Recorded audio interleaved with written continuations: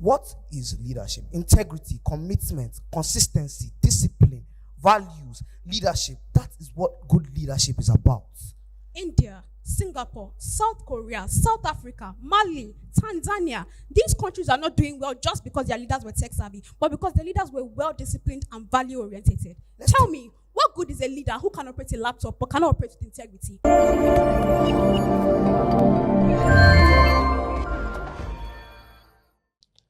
Designed to enhance public speaking, debating, and leadership skills, the third edition of the Dacurate Secondary School Debate Competition focused on leadership and technology in response to the global trends and developments shaping society. About 10 secondary schools across Lagos State participated with the ground rules set for the debate competition. Students engaged in a robust debate as they asserted themselves and articulated their respective positions. We need to acknowledge the benefits of digital voting. The cost of producing ballot boxes reduced, political participation increased, transparency and accountability improved. These are not just benefits, but they are benefits that outweigh its defects severely. Research has shown that a country like Estonia, one of the world leaders in national-scale internet voting, have proven that the citizens there, the voters there, have claimed that digital voting has been more convenient for them. So why exactly shouldn't we include it in Nigeria? Because in this age, you cannot lead a digital generation with an analog mindset. A good leader is moral, upright, visionary. A tech-savvy one is competent, data-driven, digitally literate. We have many of the first, but too few of the second. And that's why Nigeria keeps repeating the same good promises, but achieving the same poor results. Let's be fair, many Nigerian leaders genuinely mean well. They create committees, hold meetings, launch programs, and even cry on live television. But when leadership depends on emotion instead of information, good intentions become blind actions. According to the National Bureau of Statistics 2023, over 70% of federal agencies operate manually. No unified digital database, no transparent data flow. So even good leaders can't track progress accurately. Nigeria's major electoral problem is not about paper ballots and manual counting. It's about people. No matter how advanced the machine is, if those operating it are dishonest, the outcome will still be corrupt. After all, who programs the machines? Who uploads the results? Humans. And as the saying goes, a corrupt hand on a clean keyboard still type lies. Proponents of this motion believe that machine will magically make election free and fair. Really? In a country like Nigeria, where corruption often wears a suit and calls itself politics, digitalizing election will only make our old problem look newer and shinier on a new screen. In the 2023 elections, the INEC results viewing portal experienced delays, glitches, controversies, and allegations of tampering. The system failed not because technology doesn't work, but because our system wasn't ready and corruption worked faster. Our leaders keep on treating technology like it's some foreign language, something to admire, not apply.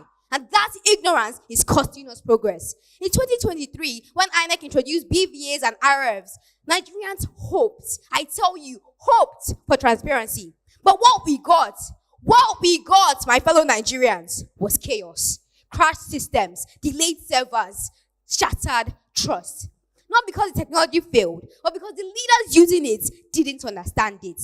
Now let's talk numbers. According to the World Bank, Nigeria loses over $2.5 billion, yes, dollars, to poor digital infrastructure and policy delays. Over 85% of Nigerian students lack basic digital literacy, and broadband penetration crawls at around 45%, leaving millions offline in an online world. Meanwhile, nations like Rwanda and Kenya are coding their economies into the future.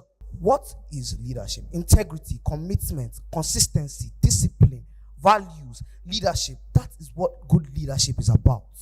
India, Singapore, South Korea, South Africa, Mali, Tanzania. These countries are not doing well just because their leaders were tech savvy, but because their leaders were well disciplined and value oriented. Tell me, what good is a leader who can operate a laptop but cannot operate with integrity? What's the point of being online when your conscience is offline? Nigeria's problem is not a lack of tech savvy leaders, but a lack of good leaders. Men with courage, passion, vision, and character. Let me take you back to during the era of Obafemi Awolowo. He gave us free schools, he built infrastructure, and he managed money efficiently. Professor Int'l Secondary, the Vice Chancellor of the Pan-African University and keynote speaker at the event, provided insights into the new face of leadership. When you hear the word leader, who comes to mind? You know, as I listened to the debates, and, leaders were mentioned a couple of times, but what I got was that these were people in positions of authority that were being referenced. And therefore, do we think about leaders as only those that hold positions of responsibility?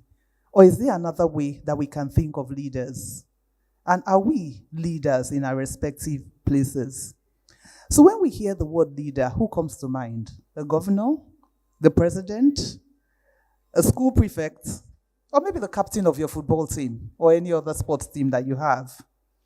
But leadership today, especially in this digital age, is no longer just about titles or positions.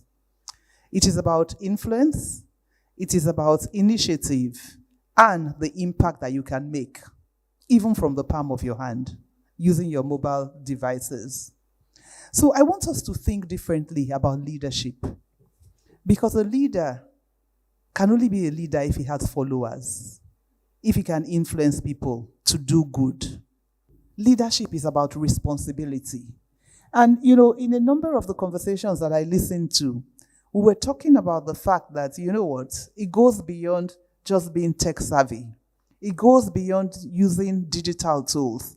It goes beyond all of those. And what is the thing that is missing, the ingredients? It is character.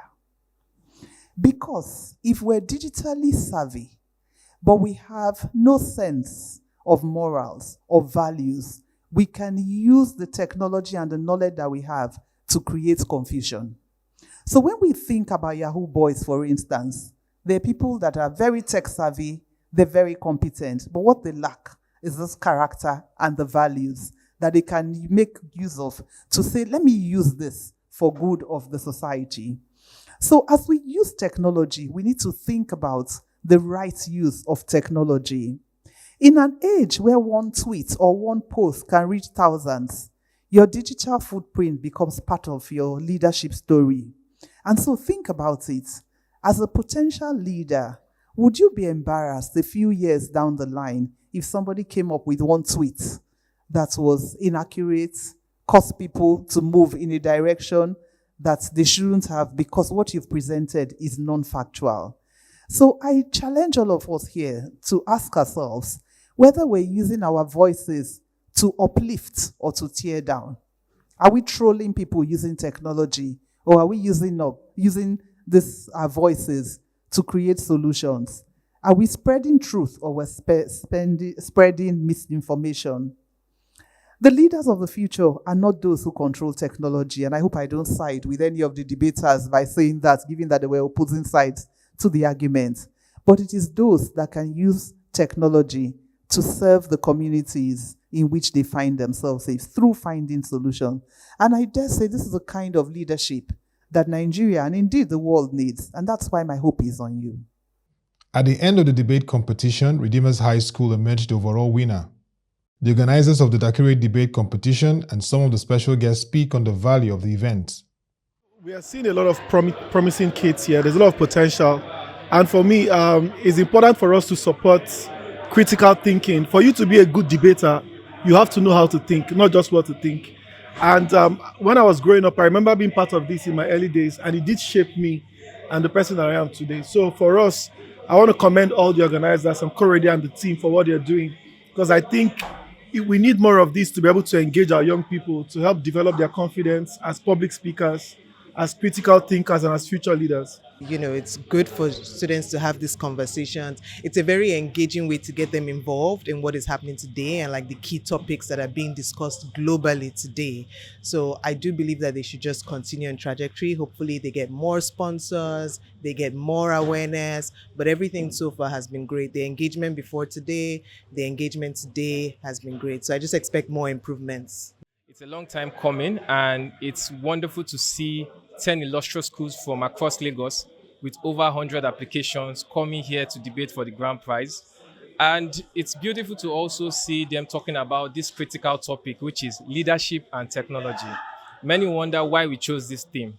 It's because of where the world is moving into. There is no company in the world you're talking about right now. You're not looking at artificial intelligence or Bitcoin or one form of technological tool in the world. So it's imperative that this next generation of leaders are empowered with the right skills so that they can navigate the future with ease. One thing is certain, the life that our parents actually lived, coming into technology is completely different from what we have right now. So it's important that we nurture these kids to have the conversation about the next generation with this. And with our wonderful judges and sponsors and brands, as well as partners that have made today possible, it's only the beginning for what Dacurate can become, which is actually a platform for educational excellence, no matter the social class and no matter their background. The Dacurate debate competition has distinguished itself by setting the stage for future leaders to emerge. This is important as it is raising the next generation of leaders that can articulate their positions with confidence and composure.